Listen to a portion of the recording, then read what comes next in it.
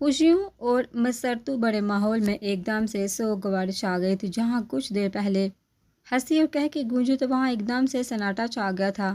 ہر کوئی خوبصورت شیروانی میں ملبوس اس وجیحہ دولہے کو منہ کھولے حیرت سے دیکھ رہا تھا، جس نے عین نکاح کے وقت اس لڑکی سے نکاح کرنے سے منع کر دیا تھا جو پور اس کے نام پہ سجی ہزاروں سپنے لیے اس کی دلہن بنی تھی۔ ساحر، کیا بکواس کر رہے ہو؟ اس لڑکے کا باپ غضبناک ہوتا اس پہ چیخا۔ ڈیڈ، میں کوئی مذاق نہیں کر رہا، میں سچ کہہ رہا ہوں۔ مجھے اس سے نہیں، اس کی بہن سے پیار ہے اور میں اسی سے شادی کرنا چاہتا ہوں، اس لیے سوری، میں یہ نکاح نہیں کر سکتا۔ یہ چاند لفظ تھے یا دہکتے ہوئے انگارے جو اس خوابوں اور ارمانوں سے سجی دلہن کے وجود کو جلا کر خاک ساتر کر گئے۔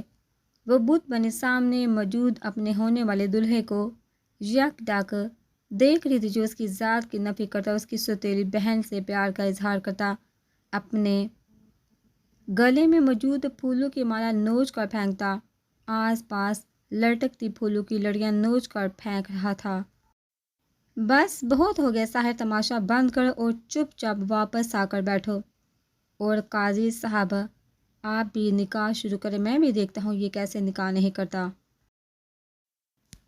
وہ اپنے بیٹے کو جڑ کر قاضی سے بولے، جو اپنا رجسٹر اٹھا یہاں سے جانے کو پر تول رہے تھے۔ انہوں نے غصے سے اپنے بیٹے کی طرف دیکھا جو ان کے بنے بنائے پلان پہ پانی پھیر رہا تھا، لیکن ویسا نہیں ہونے دے سکتے تھے۔ ڈیڈ، میں نے کہا نا، میں اس جیسی لڑکی سے نکاح نہیں کر سکتا، جسے نہ بات کرنے کی تمیز اور نہ ہی اٹھنے بیٹھنے کی۔ لڑکیوں جیسی کوئی ایک بھی عادت اس میں نہیں، جب دیکھو مار دار گنڈا گردی کرتی رہتی ہے۔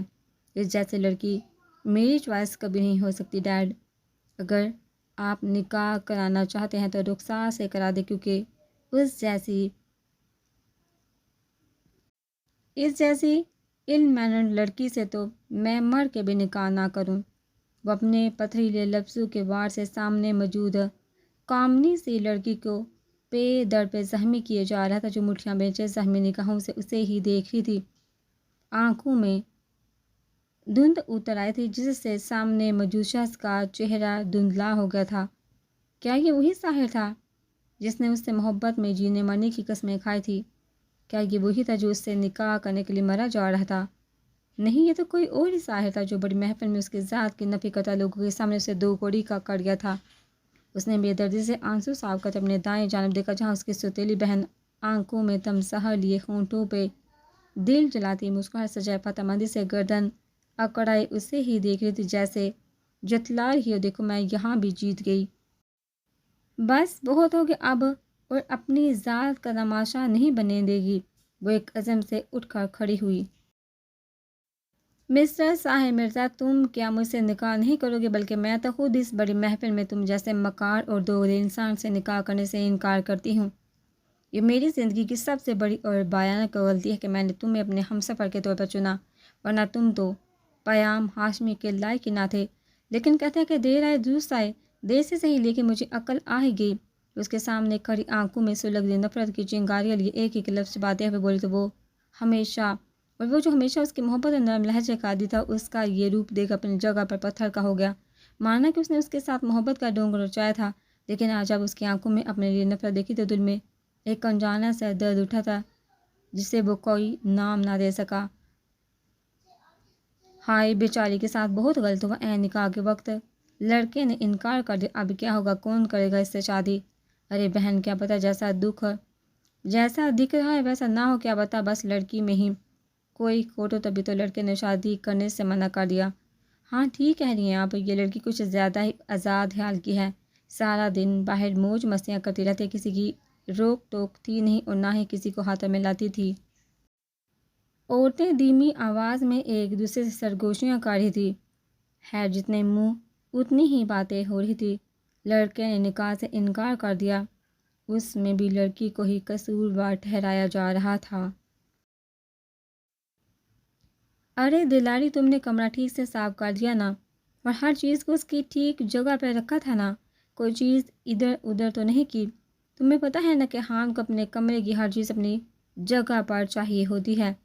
کچن سے نکلتی کشش بیگم نے سامنے سے آتی دلاری کو دیکھ کر ایک مرتبہ پھر سوال کیا تھا، ارے بھابھی بیگم آپ پریشان کیوں ہو رہی ہے؟ دلاری نے کمرہ بھی صاف کر دیا اور کوئی بھی چیز ادھر ادھر نہیں، سب اپنی جگہ پہ ہے، میں نے خود اپنی نگرانی میں صاف کروا ہے، آپ ٹینشن نہ لیں، آپ یہاں یہ صوفے پہ بیٹھے آرام کریں، صبح سے ادھر سے ادھر گھومتی گن چکر بن گئے ہیں، کچھ دیر یہاں ٹک کر سکون سے بیٹھی، میں آپ کے لیے فریش جوس لے کر آتی ہوں۔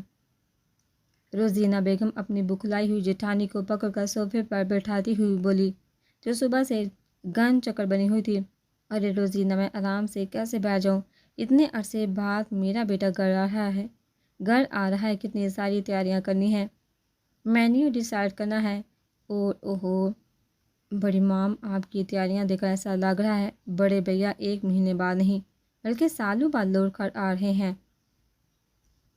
ہائے بڑے بھیا کی بھی کیا قسمت ہے کہ اگر 1 ہفتے کے لیے بھی کہیں چلے جائیں تو ساری حویلی والے انہیں یوں یاد کرتے ہیں جیسے صدیوں سے شکل نہیں دیکھی ہو، ریکھا میں جو سامنے ہو کر بھی کسی کو دکھائی نہیں دیتے، سیڑھیوں سے اترتے شایان نے مصنوعی آہیں بھرتے ہوئے کہا۔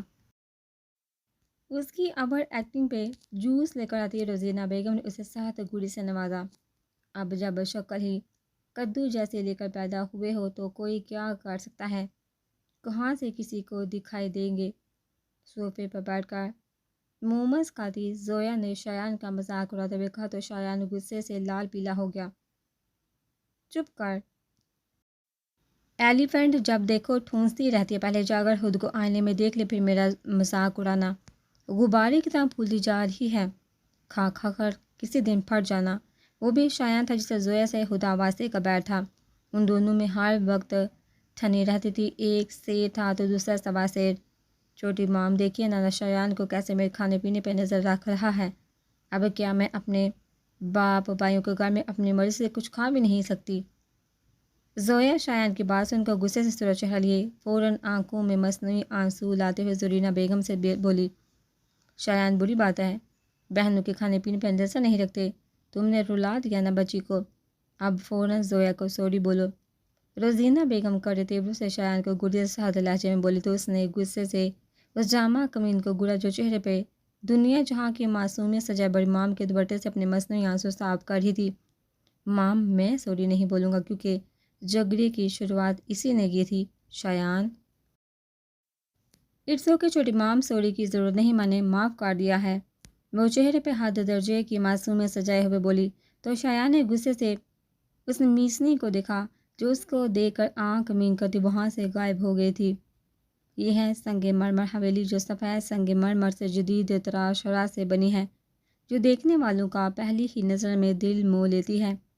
کئی ایکڑ پہ پھیلی یہ حویلی، اس میں رہنے والوں کی مالیت کا منہ بولتا ثبوت ہے، حویلی کی ایک بڑا سا گارڈن ہے جس میں دنیا کے کونے کونے سے چن چن کا پھول لگائے گئے، جبکہ جگہ جگہ ہر سو ہر رنگ ہر قسم کے پھول ہیں۔ حویلی کے دوسری طرف پارکنگ ایریا ہے جس میں ہیما وقت کئی گاڑیاں کھڑی رہتی ہیں۔ حویلی کے وسط میں ایک بڑا سا فوارہ بنا ہوا ہے جس کے ایک ایک پیالے میں ہر وقت گلاب، چنبیلی اور کئی طرح کے پھول پڑے رہتے ہیں۔ سنگ مرمر حویلی کے سربراہ ابراہیم خان زادہ ہیں جن کے 3 بیٹے ہیں اور ایک بیٹی جو کہ بیوہ ہے، اپنے بچوں کے ساتھ سنگ مرمر حویلی میں رہتی ہے۔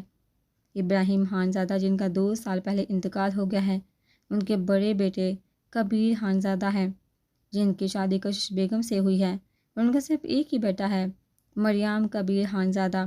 دوسرے بیٹے شہیر خان زادہ جن کی شادی روزینہ بیگم سے ہوئی، جن کے 2 بیٹے اور ایک بیٹی ہیں، سفیان خان زادہ، شایان خان زادہ اور ایک آیت خان زادی۔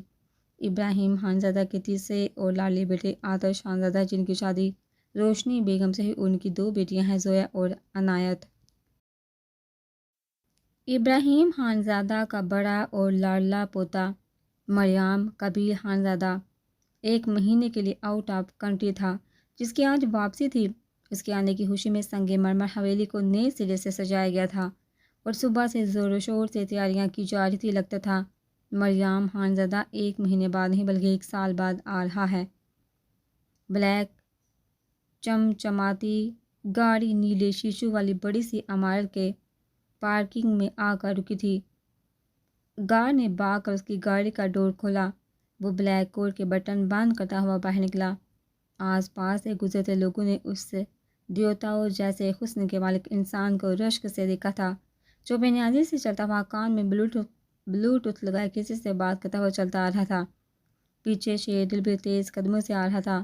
اس کا سیکنڈ ہینڈ تھا، جہاں ایم کے وہیں شیر دل بھی پایا جاتا تھا۔ میٹنگ فائنل کر دو، میں 3 بجے تک پہنچ جاؤں گا۔ وہ بات کرتا سیڑھیوں پہ چڑھا ہی تھا جب تیزی سے سیڑھیوں سے اترتی لڑکی سے زور سے ٹکرایا تھا۔ لڑکی نے خود کو بچانے کے لیے سامنے موجود اس وجیہہ مرد کے مضبوط بازو کو تھام کر خود کو گرنے سے بچانے کی کوشش کی تھی، لیکن سامنے کھڑے مغرور شہزادے نے اپنے بازو کو اس کی گرفت سے چھڑوا کر کسی اچھوت کی طرح اپنے آپ سے دور چٹکا تھا، جس کی وجہ سے وہ اپنا توازن برقرار نہ رکھتے سیدھا زمین بوس ہوئی تھی اور منہ سے ایک سسکاری نکلی تھی۔ وردہ وہ بدھا کا پیچھے ہٹتا غصے سے پھنکارا تھا۔ آپ اندھی ہیں یا پھر لڑکوں سے ٹکرانے کا شوق ہے آپ کو؟ اس نے غصے سے اسے جاڑا۔ وہ ہیلو مسٹر اندھے ہوگے تم، اور لڑکیوں سے ٹکرانے کا بہانہ ڈھونڈتے ہوگے تم، منہ سنبھال کر بات کرو سمجھے؟ وہ غصے اور جنجلاہٹ اور خجالت سے سرخ چہرہ لیے دان پیسی ایم کے کو کھڑی کھڑی سناتی ہوئی بولی، جس کے آگے بڑے بڑے کام جایا کرتے تھے۔ شکل دیکھو اپنی، تم سے ٹکرانے کے بہانے ڈھونڈے گا ایم کے، ڈسکسٹنگ۔ وہ غصے سے کہتا ہوا سیڑھیوں سے اوپر آتا، گلاس وال دھکیلتا اندر کی طرف بڑھ گیا تھا۔ اس نے ایک نظر کے بعد اس لڑکی پہ دوسری نگاہ ڈالنا بھی گوارا نہیں کیا تھا۔ پیچھے وہ ہونک سی اس کی پشت کو دیکھتی رہ گئی۔ اس بے رحم شخص کے اس قدر ہی تک امیز لہجے اور الفاظ پہ اس کی نیلی آنکھوں میں نمی چمکی تھی۔ بدتمیز جاہل انسان، وہ تو جیسے پرنس چارمنگ ہے کہیں کا۔ بچوں تم نے پیام ہاشمی سے پنگا لیا ہے، قیمت چکانی پڑے گی، جسٹ ویٹ۔ وہ غصے سے بڑبڑاتی ہوئی زمین پہ گرے اپنے بیگ اور بکھری چیزوں کو اٹھاتی باہر کی طرف بڑھ گئی۔ وہ چلتی ہوئی پارکنگ میں اور سیدھا گارڈ کے پاس گئی تھی۔ انکل یہ جو ابھی اندر گئے ہیں، کیا بتا سکتے ہیں ان کی گاڑی کون سی ہے؟ دراصل وہ اپنی فائل ادھر گاڑی میں ہی بھول گیا، انہوں نے مجھے لانے کے لیے بولا ہے۔ وہ چہرے پہ ہاتھ درجے معصومیت سجا گارڈ کو چابی دکھاتے ہوئے بولی، جو دراصل اس کی اسکوٹی کی تھی۔ گارڈ بیچارہ اس کی معصومیت سے دھوکہ کھاتا جھانسے میں آ گیا۔ بیٹا وہ جو فرسٹ لائن میں بلیک کلر کی گاڑی ہے وہی ہے۔ Thank you so much uncle. وہ آنکھوں میں شیطانی چمک لیے گارڈ کو شکریہ بولتی آگے بڑھ گئی۔ بیچارے گارڈ کے تو وہم و گمان میں بھی نہیں تھا کہ یہ لڑکی کیا کرنے جا رہی ہے۔ اس نے آس پاس نظریں گھمائی اور مطلوبہ چیز دیکھتی اس کی آنکھوں کی چمک بڑھ گئی۔ پہلے اس نے بیگ سے پین اور پیپر نکال کر اس پہ کچھ لکھا اور اسے گاڑی کے ڈور پر چپکا دیا۔ پھر گھوم کر گاڑی کے سامنے پھر کیا تھا، پیام ہاشمی نے کیاریوں کے پاس پڑے ڈنڈوں کو اٹھایا اور پورا زور لگا کر گاڑی کے فرنٹ کانچ پر ہٹ کیا تھا، جس سے شناکی کی آواز کے ساتھ گلاس ٹوٹ کر چکنا چور ہو گیا تھا۔ وردہ اپنے ماتحت کے ساتھ آتا ایم کے سامنے دے کر ڈالا، او تیری، یہ تو ادھر ہی آ رہا ہے، بھاگ پیام جلدی بھاگ۔ وہ ڈنڈا پھینکتے جلدی سے اپنی اسکوٹی کی طرف بھاگی اور کچھ ہی سیکنڈ میں وہاں سے رفو چکر ہو گئی۔ یہ تھی پیام ہاشمی، 5 فٹ سے نکلتا قد، گلابی رنگت، گول مٹول سا بڑا بڑا چہرہ، بڑی بڑی نیلی آنکھیں، پنک گلاسی ہونٹ اور شہد رنگ سلکی بال جن کی وہ ہمیشہ پونی ٹیل بنا کر رکھتی ہے۔ وہ دیکھنے میں بہت ہی خوبصورت اور حسین تھی، لیکن مزاج کے حساب سے اس کے بالکل الٹ تھی۔ ایک نمبر کی سر پھیڑی زبان، دراز اکڑ مزاج لڑکی تھی، جس کے ناک پہ غصہ ہر وقت دھرا رہتا، ہر وقت مارنے مرنے کو تیار رہتی۔ ایم کی آنکھوں میں سرخی لی اپنی گاڑی کے پاس آیا، جس کی حالت اس لڑکی نے بدتر کر دی تھی۔ وہ ڈور اوپن کرنے لگا تو اس کی نظر اس چٹ پر پڑی جو وہ چپکا کر گئی تھی، جس نے کی پیام ہاشمی سے بحث کی زندگی ہو جائے گی تہس نہس، کیونکہ پیام ہاشمی سے پنگا از ناٹ چنگا۔ وردہ وہ چٹ پھاڑ کر پھینکتا ہوا دارا، شیر دل دوسری گاڑی ارینج کرو، وہ سرخ آنکھوں سمیت شیر دل سے بولا۔ وہ کے باس وہ فرد سے کال ملاتا دوسری گاڑی کے لیے بولا اور جلدی سے ایم کے پاس آیا، جو کسی بھوکے شیر کی طرح یہاں سے وہاں چکر لگا رہا تھا۔ وہ منہ میں ببل چباتی گنگناتی ہوئی گھر کے اندر داخل ہوئی، جہاں اس وقت سبھی ٹیبل پہ بیٹھے رات کا ڈنر کر رہے تھے۔ اسے آتا دیکھا سب نے اس کی دیکھا جو بلو جینس کے اوپر وائٹ شرٹ پہنے کندھے پہ اپنے آئی پیڈ والا بیگ ڈالے لاپرواہی سے پونی جلاتی اندر آ رہی تھی۔ سب کو اپنی طرف متوجہ دیکھ کر اگنور کرتے اوپر کی طرف بڑھ گئی جب کہ پیچھے سے آتی آواز نے اس کے قدموں کو بریک لگائی تھی۔ پیام اتنی دیر تک کہاں تھی تم؟ یہ کوئی وقت ہے گھر آنے کا؟ شاید تمہیں اپنی عزت کا خیال نہ ہو لیکن ہمیں اپنی عزت کا خیال ہے۔ اس شہر میں ہمارا ایک رتبہ اور نام ہے جس پہ ہم ایک ہلکی سی بھی آنچ برداشت نہیں کر سکتے۔ اس گھر کے کچھ رولز جنہیں فالو کرنا ہر کسی پہ لازم ہے۔ آندر شام ہونے سے پہلے گھر آ جائیے گا ورنہ۔ ہاور مرزا نیپکن سے ہاتھ صاف کرتے کرتے تیوری سے پیام کو گردے میں بول کر بات ادھوری چھوڑ دی۔ شاید آپ بھول رہے ہیں کہ پیام ہاشمی کسی کی پپا نہیں، اس کا جہاں دل کرے گا جائے گی اور جب مرضی آئے گی کوئی روک نہیں سکتا۔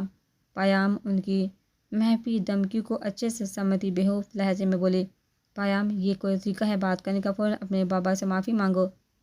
مسز ہاور پیام کو سرزنش کرتے ہوئے بولی تو اس کے لبوں پہ تلخ سی مسکراہٹ چھا گئی، نہیں ہے یہ میرے بابا، یہ صرف اور صرف آپ کے ہسبینڈ ہیں، میرے کچھ نہیں لگتے۔ اور معافی کس بات کی معافی؟ میں نے کچھ غلط تو نہیں کہا؟ وہ بگڑے موڈ کے ساتھ گاڑی ڈرائیو کرتا حویلی آیا تھا۔ شیر دل نے بہت کوشش کی کہ گاڑی وہ ڈرائیو کرے لیکن اس نے سخت گر سے نوازتے منع کر دیا تو وہ بھی چپ چاپ چابی اسے تھماتا بازو میں بیٹھ گیا۔ اس کی گاڑی کو دیکھتے ہی گارڈ نے جلدی سے گیٹ اوپن کیا اور گاڑی روکتے ہی فوراً ڈور اوپن کرتا مؤدب سا ایک طرف کھڑا ہو گیا۔ اندر داخل ہوا تو اپنی فیملی کے ہنستے مسکراتے چہرے دیکھ کر اس کی ساری بیزاری غصہ ایک پل میں ہی غائب ہو گیا۔ وہ چہرے پہ ہلکی سی مسکان سجا اپنی ماں اور چچیوں کی طرف بڑا جو مسکرا کر اسے ہی دیکھ رہی تھی، وہ باری باری سب سے ملنے لگا۔ مریم کبیر خانزادہ لمبا قد، کثرتی جسم، سفید گلابی رنگت، کھڑے مغرور نقوش، سبز کا جمی پر اسرار آنکھیں، کالے گھنے سلکی بال جو ہر وقت جل سے سیٹ رہتے ہیں۔ وہ تو کسی ریاست کے شہزادے کی سی شخصیت اور روپ کا مالک تھا۔ اس کے چہرے پر چھائی وحشت دیکھ کر لوگ اس سے بات کرنے سے کتراتے تھے، لیکن ان سب کے باوجود بھی لڑکیاں اس کی ڈیشنگ اور ساحرانہ شخصیت کو دیکھ کر اس کے آگے پیچھے گھومتی رہتی تھی، لیکن اسے ان سب میں کوئی دلچسپی نہیں تھی۔ مریم کبیر خانزادہ عرف ایم کے انتہا کا شدت پسند، مغرور اور انتہائی سرد مزاج شخصیت کا مالک تھا۔ وہ دنیا کے لیے جیسا بھی تھا لیکن اپنی فیملی کے لیے جان مارنے والوں میں سے تھا۔ جب بات فیملی کی ہوتی تھی تو اس کا اکڑ اور سرد مزاج لہجہ منہ میں ڈال جاتا تھا۔ بھیا ہم نے جو شاپنگ کی لسٹ دی تھی آپ وہ سب لے کر آئے ہیں نا؟ زویا مریم کے گلے سے لگتی فوراً اپنے مطلب کی بات پہ آئی تھی۔ اف زویا بیچارہ بچہ ابھی تھکا ہارا باہر سے آیا ہے اور تمہیں تو اپنی شاپنگ کی پڑی ہے، یہ نہیں کہ بھائی کو پانی جوس وغیرہ دے دوں۔ روشنی بیگم زویا کو آنکھیں دکھاتی ہوئی بولی، کوئی بات نہیں چھوٹی ماں، کون سا میں پلین خود ہی اڑا کے آیا ہوں۔ زویا بچے فکر مت کرو، میں سب کچھ لائی ہوں، گاڑی میں بیگز رکھے، شیر دل لا رہا ہے، آرام سے چیک کر لینا۔ وہ روشنی بیگم سے کہتا آخر میں زویا سے بولا، تھینک یو بڑے بھیا۔ وہ خوشی سے چہک اٹھی۔ ویسے بڑے بھیا آپ کی فلائٹ تو کافی پہلے لینڈ ہو چکی تھی، پھر آپ اتنے لیٹ کیوں آئے ہیں؟ شایان کے من میں کلبلاتا سوال زبان پہ آیا۔ شایان کے سوال پہ اس کی آنکھوں میں کچھ ٹائم پہلے کا منظر لہرایا تو ایک بار پھر سے اس کا غصہ خود کر آیا۔ وہ خاموش کا ضبط کرتا فریش ہونے کے بہانے سبھی سے ایکسکیوز کرتا حویلی کے پچھلی طرف بنے اپنے پورشن کی طرف بڑھ گیا جو خاص اسی کے لیے مختص تھا، کیونکہ مریم کبیر خانزادہ شور شرابے سے دور رہنے والا انسان تھا۔ اسے بالکل بھی پسند نہیں کہ کوئی اس کی تنہائی اور پرائیویسی میں خلل ڈالے۔ ہیں؟ بڑے بھیا نے جواب نہیں دیا۔ شایان حیرت سے بڑبڑایا، تبھی اس کی نظر باہر سے بیگز لاتے شیر دل پہ پڑی۔ وہ فوراً اس کے بڑھا۔ وہ شایان شہیر خانزادہ تھا، جب تک بال کی کھال نہ نکال اسے چین نہیں آتا تھا۔ اوہ شیر رک، جی شایان بابا یہ بتاؤ ایئرپورٹ سے آتے ہوئے اتنا ٹائم کیوں لگ گیا؟ وہ سر کی گاڑی خراب ہو گئی تھی نا، دوسری گاڑی آنے میں ٹائم لگ گیا۔ وہ نظریں چراتے ہوئے بولا، شیدو کے بچے پوری بات بتا۔ اور پھر شایان کی اس طرح پر شیر دل نے پوری کہانی بتا دی جسے سن کر ینگ پارٹی تو صدمے میں چلی گئی۔ او مائی گاڈ، اتنی بہادر لڑکی جس نے مریم کبیر خانزادہ عرف ایم کے سے پنگا لے لیا۔ گائز میں تو اس جی دار لڑکی سے ملنا چاہتا ہوں جس نے مریم کبیر خانزادہ کی فیوریٹ گاڑی کا کان توڑ ڈالا۔ اور ابھی تک وہ صحیح سلامت ہے۔ شایان دونوں ہاتھ کھڑا کرتا شوق لہجے میں بولا، ہاں یار، ہم بھی ملنا چاہتے ہیں اس لڑکی سے۔ شیر بھائی، کاش آپ نے اس سین کی ویڈیو بنا لی ہوتی، قسم سے دیکھ کر مزہ آ جاتا۔ زویا بھی چٹخاری لیتی ہوئی بولی۔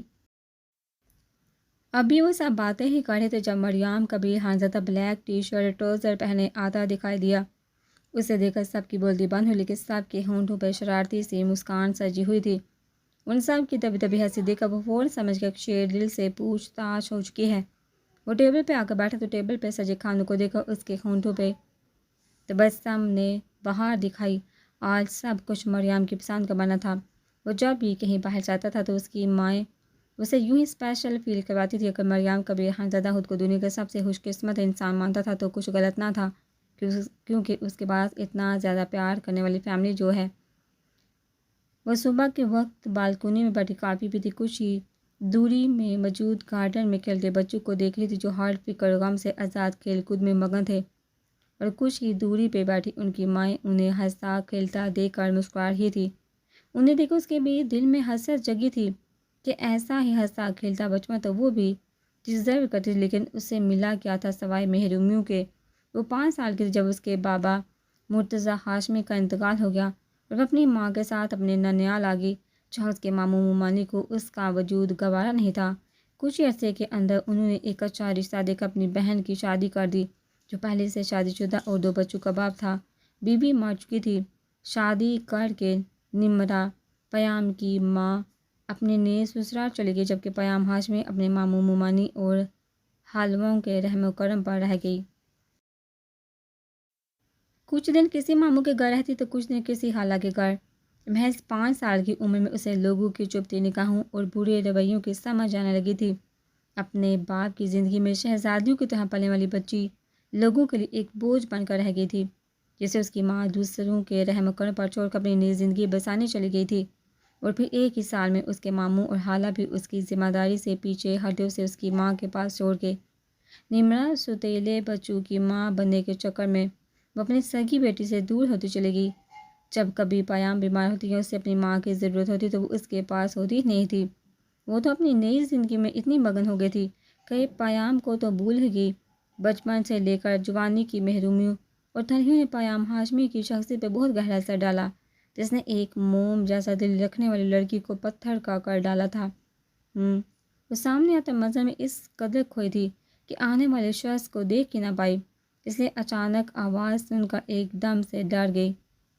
یہ ایک اندھیرے کمرے کا منظر ہے جہاں ایک شخص کرسی پر بیٹھا تھا۔ جب دروازے پہ دستک ہوئی تھی، اجازت ملتے ہی وہ اندر داخل ہوا۔ فائل لائے ہو؟ کمرے میں پر اصرار آواز گونجی۔ جی سر، رکھ دو، کچھ ہی دیر میں پیسے تمہارے اکاؤنٹ میں ٹرانسفر ہو جائیں گے۔ کل صبح کی پہلی فلائٹ سے تم اس شہر سے روانہ ہو جاؤ، کیونکہ اگر تم MK کے ہاتھ لاگے تو زندہ بچ پانا ناممکن ہوگا تمہارے لیے۔ ایک بار پھر وہی پر اصرار آواز گونجی تھی۔ اس شخص کا چہرہ اندھیرے کی وجہ سے چھپا ہوا تھا، جسے چاہ کر بھی آنے والا شخص دیکھ نہیں پایا۔ وہ فائل ٹیبل پر رکھتا خاموشی سے وہاں سے چلا گیا۔ اس پر اصرار شخص نے ٹیبل لیمپ آن کیا اور فائل کھول کر دیکھنے لگا۔ فائل دیکھنے کے بعد لیپ ٹاپ آن کیا اور کچھ دیر اس میں کچھ ٹائپ کیا۔ میں اپنی پروجیکٹ بیٹ کو MK کی بیٹ سے ₹1 کم رکھتا ہوں، وہ اسکرین پر نظریں جمائے ہوئے بولا۔ ایسا بزنس کی ہسٹری میں پہلی بار ہوگا کہ کوئی ₹1 کی وجہ سے کروڑوں کا نقصان اٹھائے گا۔ مسٹر مریم کبیر خانزادہ عرف MK، جسٹ گیٹ ریڈی، تمہاری بربادی کا وقت شروع ہو چکا ہے۔ ہا ہا ہا۔ اندھیرے کمرے میں اس کا پر اصرار کہکا بلند ہوا۔ اس وقت سب ناشتے کی ٹیبل پر بیٹھے مریم کا انتظار کر رہے تھے جب وہ نک ساک سے تیار آتا دکھائی دیا۔ بلیک بزنس سوٹ میں وہ بلا کا ہینڈسم لگ رہا تھا۔ مریم بیٹا آؤ ناشتہ کر لو۔ ناشتہ کر لو۔ نہیں ماں، میں آفس جا رہا ہوں، آج فارن کمپنی کی ایک امپورٹنٹ بیٹ ہے، کروڑوں کا پروجیکٹ، اور میں چاہتا ہوں کہ ہماری کمپنی کو ہی ملے۔ آپ پریشان نہ ہو، کینٹین سے کچھ لے لوں گا۔ ہمیشہ کی طرح آف کورس، یہ پروجیکٹ تجھے ہی ملے گا۔ بیسٹ آف لک بڈی۔ پیچھے سے آتے سفیان نے تھمس اپ کا اشارہ کرتے ہوئے کہا۔ 6 فٹ سے نکلتا قد مضبوط جسامت، گنبھیر رنگت اور ہلکی ہلکی بیڑ پولیس یونیفارم پہنے وہ وجیحہ شخص کا مالک سفیان شہیر خانزادہ تھا۔ مریم باہر آیا تو شیر دل گاڑی کے پاس کھڑا اسی کا انتظار کرا تو اس کے بعد اس نے گاڑی سٹارٹ کرتے باہر نکالی۔ اوف ساحر، تم نے میری جان ہی نکال دی تھی۔ ایسے کوئی ڈراتا ہے کیا؟ سیدھے انسانوں کی طرح نہیں آ سکتے تھے؟ بھوت بن کر تبک پڑے۔ میڈم، میں انسانوں کی طرح ہی آرام سے چل کر آیا تھا۔ یہ آپ ہی نہ جانے کس کے خیالوں میں ڈوبی ہوئی تھی۔ ہر یہ سب چھوڑو، میرے پاس ایک گڈ نیوز ہے جسے سن کر تم خوشی سے پاگل ہو جاؤ گی۔ کیا تمہاری جاب لگ گئی ہے؟ او نو، اس سے بھی بڑی خبر ہے، تم گیس تو کرو۔ مجھ سے گیس ویس نہیں ہوگا، تم خود ہی بتاؤ۔ شرافت سے وہ جھنجھلا کر بولی، میں نے پاپا سے ہماری شادی کی بات کری۔ وہ خوشی کی بات یہ ہے کہ وہ مان بھی گئے ہیں۔ ہے نا بریکنگ نیوز؟ واٹ، یہ کیا کہہ رہے ہو ساحر؟ تم نے اپنے بابا سے بات کری اور مجھ سے پوچھا بھی نہیں؟ پیام کو تو شاک لگا۔ اس میں پوچھنے والی کیا بات ہے؟ کیا تم میرے ساتھ شادی نہیں کرنا چاہتی یا پھر میں تمہیں پسند نہیں؟ ساحر کا لہجہ پل میں بدلا تھا۔ ایسی بات نہیں ساحر، تم مجھے پسند ہو، لیکن شادی وہ بھی اتنی جلدی؟ وہ تذبذب کا شکار تھی۔ کوئی جلدی نہیں ہے میرا باس، چلے تو میں آج ہی تمہیں اپنے نام کروں، لیکن کیا کرے، کچھ دستور دنیا بھی نبھانے پڑتے ہیں۔ آج اس کے لہجے میں چوہی جھلک رہی تھی۔ پیام کو سحر سے کوئی طوفانی قسم کی محبت نہیں تھی، وہ بس اسے اچھا لگتا تھا کیونکہ مرزا ہاؤس میں ایک وہی تھا جس نے باقی گھر والوں کی طرح اس سے نفرت نہیں کی تھی، بلکہ ہمیشہ پیام سے دوستانہ رویہ رکھا تھا۔ کچھ مہینے پہلے ساحر نے اس سے اپنی محبت کا اظہار کیا تو پیام شاکڈ ہو گئی تھی۔ اسے لگا ساحر مذاق کر رہا ہے، لیکن پھر دھیرے دھیرے اسے ساحر کی محبت پہ یقین آ ہی گیا۔ اوئے کہاں کھو گئی؟ ساحر اس کے آگے چٹکی بجاتے ہوئے بولا، ارے کہیں نہیں، میں سوچی تھی کہ تمہارے ماں ڈیڈ اس رشتے کے لیے مان کیسے گئے جبکہ میں انہیں سخت ناپسند ہوں۔ یار تم یہ سب چھوڑ، بس تم تیاریاں شروع کرو ہمیشہ کے لیے میرے پاس کے لیے، کیونکہ ابھی ناشتے کی ٹیبل پر ڈیڈ ہم دونوں کے رشتے کے بارے میں سب سے ڈسکس کرنے والے ہیں۔ اب اٹھو، جا کر تیار ہو جاؤ۔ یونی نہیں جانا کیا؟ جانا تو ہے، تم چلو میں آتی ہوں۔ اوکے جلدی آنا۔ ساحر کے جانے کے بعد وہ کچھ دیر بیٹھنے کے بعد وہ نیچے کی طرف بڑھی جب اچانک رخسار نمرا کے دوسرے شوہر ہابر مرزا کی اس کے راستے میں حال میں ہوئی تھی۔ پیام ہاشمی، یہ جو تم آج کل ہواؤں میں اڑ رہی ہو، نیچے آ جاؤ ورنہ ایسا گرو گی کہ پھر کھڑے ہونے لائق نہیں رہو گی۔ اور ایک بات ذہن نشین کر لو، ساحر مرزا صرف اور صرف رخسار ہابر مرزا کا ہے، تم تو اس سے دور ہو۔ یہ تمہارے لیے اچھا ہوگا۔ اپنے لہجے میں ہر درجہ نفرت سمجھ پیام کا بازو دبوتے غصے سے پھنکاری تھی۔ ساحر مرزا رخسار ہابر مرزا کا ہے، یہ بات رخسار مرزا مجھے بتا رہی ہے یا مجھ سے زیادہ خود کو یقین دلا رہی ہے؟ پیام رخسار کی گرد سے نہایت آرام سے اپنا بازو شروعاتی سینے پہ بازو لپیٹ کر تمساہٹ سے بولے، رخسار کو آنکھ بگولا کر کے، یو لیسن، میں نہیں، تم سنو، مائی سو کالڈ اسٹیپ سسٹر، ابھی تمہاری اسی پیارے ساحر مرزا نے مجھے پرپوز کیا اور کچھ ہی دنوں میں مجھ سے شادی کرنے والا ہے۔ اگر یقین نہیں آ رہا تو ویٹ کرو، ابھی کچھ ہی دیر میں پتہ چل جائے گا۔ تب تک کے لیے یہی سڑتی رہو۔ میں تو پیٹ پوجا کرنے لگی ہوں کیونکہ ساحر کی طرف سے دی جانے والی نیوز سے میرا تو دن بن گیا۔ Okay bye bye. پیام رخسار کو جلاتی وہاں سے رفو چکر ہو گئی۔ نہیں، ایسا کبھی نہیں ہو سکتا، ساحر تم سے شادی کبھی نہیں کرتا، میں ایسا ہونے نہیں دوں گی، میں اسے تم سے چھین لوں گی، دیکھنا اس بار بھی جیت میری ہی ہوگی، جسٹ ویٹ اینڈ۔ اس کی آنکھوں میں سب کچھ تہس نہس کر دینے کا جنون تھا۔ آج ان کا یونی کا پہلا دن تھا۔ وہ دن کافی ڈری ہوئی تھی کیونکہ انہوں نے سن رکھا تھا کہ یونی میں نیو اسٹوڈنٹ کی ریگنگ کی جاتی ہے۔ وہ تینوں گاڑی سے اترتی اندر کی طرف بڑھی تھی جب راستے میں ہی 5 لڑکے لڑکیوں کے گروپ نے ان کا راستہ روکا تھا۔ Hello beauty coins. آج ان کا یونی کا پہلا دن تھا۔ وہ تینوں کافی ڈری ہوئی تھی کیونکہ انہوں نے سن رکھا تھا کہ یونی میں نیو اسٹوڈنٹ کی ریگنگ کی جاتی ہے۔ وہ تینوں گاڑی سے اترتی اندر کی طرف بڑھی تھی جب راستے میں ہی 3 لڑکے اور 2 لڑکیوں کے گروپ نے ان کا راستہ روکا۔ Hello beauty coins. وہ پانچوں ان کے راستے میں حائل ہوتے ہوئے بولے، راستے سے ہٹو، ہمیں اندر جانے دو۔ زویا اپنے اندر کا ڈر چھپاتی مضبوط لہجے میں بولی، جبکہ آیت اور عنایت زویا کے پیچھے کھڑی خوفزدہ نگاہوں سے ان کے گروپ کو ہی دیکھ رہی تھی، جو ہاتھوں میں مختلف قسم کا ہینڈ پہنے منہ میں ببل چباتے ان تینوں کے ارد گرد چکر لگا رہے تھے۔ عنایت کو تو خوف سے ٹھنڈے پسینے آ رہے تھے۔ عمر میں وہ زویا اور آیت سے بڑی تھی لیکن اس کا دل چھوٹا سا تھا، ذرا سی بات پہ سہم جاتی تھی۔ ابھی بھی آیت کا بازو 2 بچے سہمی کھڑی تھی۔ شاعر نے صبح کہا بھی تھا کہ تینوں کی جونی کا پہلا دن ہے۔ وہ ڈرائیو کر دے گا، لیکن ہماری زویا میڈم کو یہ کہاں برداشت تھا۔ وہ منہ پہ منع کرتی ان دونوں کو لیے ڈرائیور کے ساتھ جونی آ گئی۔ بیوٹیفل گرلز، اگر آپ تینوں اندر جانا چاہتی ہیں تو آپ کو ہماری بات مانی ہوگی۔ ہمیں آپ کی کوئی بات نہیں مانی، آپ لوگ سیدھے سیدھے ہمارے راستے سے ہٹ جائیے ورنہ مجبور ہمیں آپ کی کمپلین کرنی پڑے گی۔ زویا پلیز ان کی بات مان لو ورنہ یہ لوگ ہمیں اندر نہیں جانے گے۔ صدا کی ڈرپوک عنایت زویا کے کان میں سرگوشی کرتے ہوئے بولی، آپ ایسے کیسے ان کی بات مان لیں؟ آپ کو نہیں پتہ یہ لوگ ریگنگ کے نام پہ پتہ نہیں کیا کرنے کو بول دے۔ یار زویا آپ صحیح کہہ رہی ہیں، ان کی بات مان لیتے ہیں ورنہ یہ لوگ اندر نہیں جانے دیں گے۔ ابھی تو ہمیں اپنا اپارٹمنٹ بھی ڈھونڈنا ہے، ویسے ہی ہم لوگ کافی لیٹ ہو چکے ہیں۔ آیت بھی عنایت کی بات سے اتفاق کرتے ہوئے بولی، بولو کیا کرنا ہے؟ زویا پھاڑ کھانے والے انداز میں بولی، زیادہ کچھ نہیں دیا، بس وہ جو سامنے گاڑی کی بون پر لڑکی بیٹھی سے جا کر تھپڑ مارنا۔ اس گروپ میں سے ایک لڑکا بولا جو شاید گروپ کا ہیڈ تھا، سیم تم پاگل ہو گئے ہو، تم اس لیڈیز سنگم کو تھپڑ مارنے کو بولے، اگر اسے پتہ چل گیا نا تو پھر یہ بتانے کی ضرورت نہیں کہ کیا ہوگا۔ ہاں سیم، روبی صحیح کہتی ہے، تم کوئی اور ڈیئر دے دو، یہ ٹھیک نہیں۔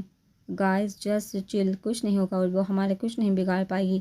سیم کی بات سن کر وہ چار اپنا سر پیٹ کر رہ گئے، جبکہ آیت، عنایت اور زویا ہونک بنی اس گروپ کو دیکھ رہی تھی۔ اے لڑکی جاؤ، جو کہا ہے وہ کرو، سیم عنایت کی طرف اشارہ کرتے ہوئے بولا تو اس کی تو روح ہی فنا ہو گئی۔ میں نہیں جاؤں گی، عنایت ہوپ سے سرد بھرتی ہتھیلیوں کو زور سے بینتی لڑکھڑاتے لہجے میں بولی، جانا تو پڑے گا کیونکہ سیم نے کہا ہے۔ ان میں سے ایک لڑکی اس کے روئی جیسے نرم و ملائم گالوں کو انگلی سے چوتی ہوئی بولی تو عنایت بدھا کر پیچھے ہٹی۔ اوکے ٹھیک ہے، تھپڑ مارنا ہے تو میں ماروں گی، آپ ہماری آپس سے دور ہٹیے۔ زویا عنایت کو لڑتا دے کر جلدی سے بولی، نو نو ڈیئر تو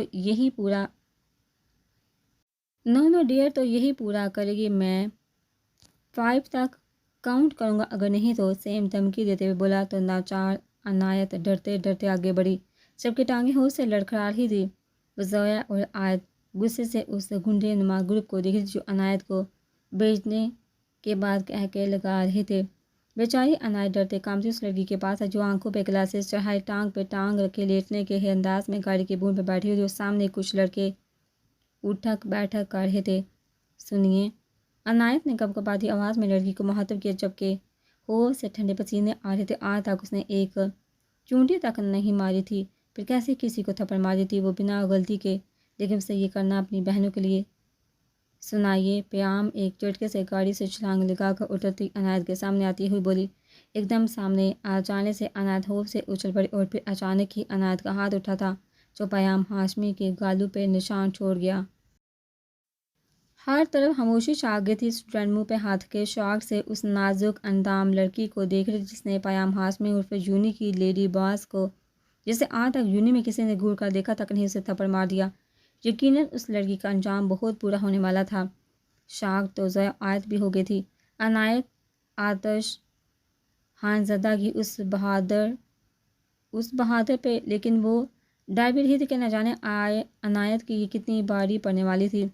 آئی ایم سوری، ہم نے جان بوجھ کے نہیں مارا، ہمیں ان لوگوں نے کہا تھا، پلیز معاف کر دیں۔ عنایت نے زندگی میں پہلی بار ایسی ہمت کی تھی اور اب خوف سے اس کے ہاتھ پاؤں کانپ رہے تھے۔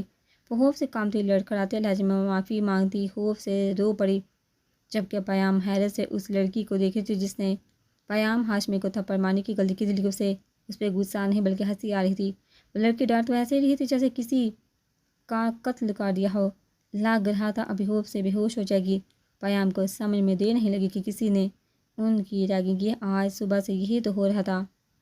سینئر اسٹوڈنٹ نیو آنے والے اسٹوڈنٹ کی ریگنگ کر رہے تھے اور پیام ہاشمی بھی کہاں کام تھی۔ وہ جسے بھی ریگنگ کرتا دیکھتی ان سے یہ کہلوا کر اٹھک بیٹھک کر دھی کہ آئندہ وہ کسی کی ریگنگ نہیں کریں گے۔ ہے سویٹی، رونا بند کرو اور بتاؤ مجھے، تمہیں مجھ کو تھپڑ مارنے کے لیے کس نے کہا تھا؟ پیام آنکھوں سے گاگلز اتارتے سامنے کھڑی خوبصورت سی عنایت سے بولی جو چہرے پر ہاتھ رکھتے ہوئے روتے ہوئے مسلسل معافیاں مانگ رہی تھی۔